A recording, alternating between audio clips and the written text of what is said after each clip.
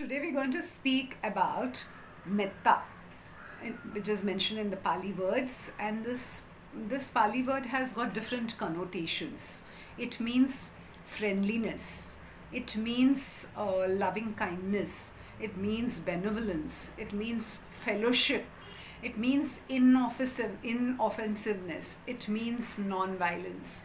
There are lots of such connotations and many more which we can see in the Pali Suttas.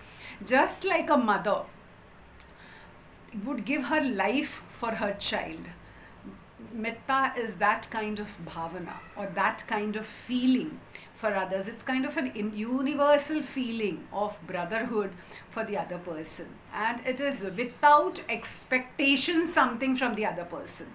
So the Sanskrit word for this could be Maitri, and metta has got three different aspects to it. The Metta Sutta has got three aspects to it. The first part of the sutta is how do you apply metta in day-to-day life. The first few lines explain about it. The next few lines explain how we can use metta for meditation. And the last lines of the Metta Sutta explains how this can be transcendental to the whole world. So it is a very great concept, and this helps in today's world of so much of bitterness, so much of ill will, so much of hostility, not only among people but among countries, among so many people around us. The background of the Metta Sutta is that some monks go to the Himalayas to meditate, but they are unable to do so because the forest deities don't allow them to do it, because they feel their place is obstructed by these monks. And then they come to the Buddha, and Buddha gives them the Karaniya Metta Sutta, which is repeated by the monks when they go and in the forest again, and the deities not only allow them to do the meditation but also help them to in their path towards achieving different levels of sanctification. So metta has got a great level in achieving and breaking through the boundaries of universal brotherhood. And it has been observed, and many commentators have said that metta has got a great psychology behind it. Let us understand the three aspects of metta can be equated to a great tree.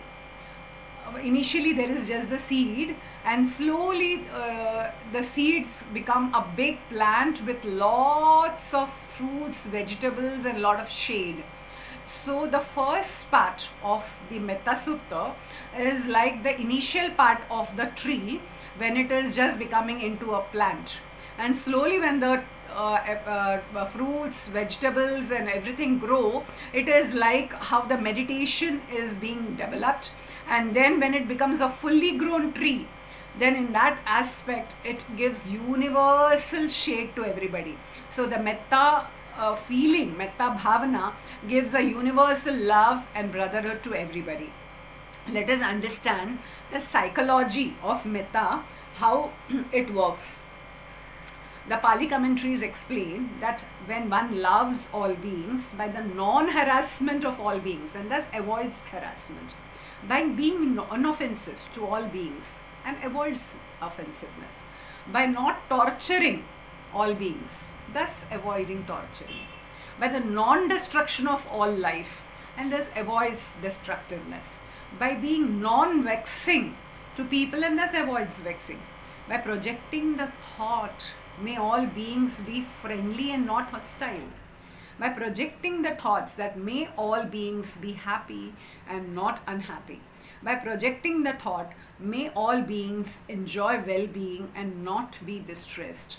And the way the Maitri meditation, the Metta meditation is done is always one has to understand what is the state of one's mind. Otherwise, the metta has to be given to oneself. If one is not at peace with oneself, one has to give a lot of metta to oneself, and then it is projected to other people.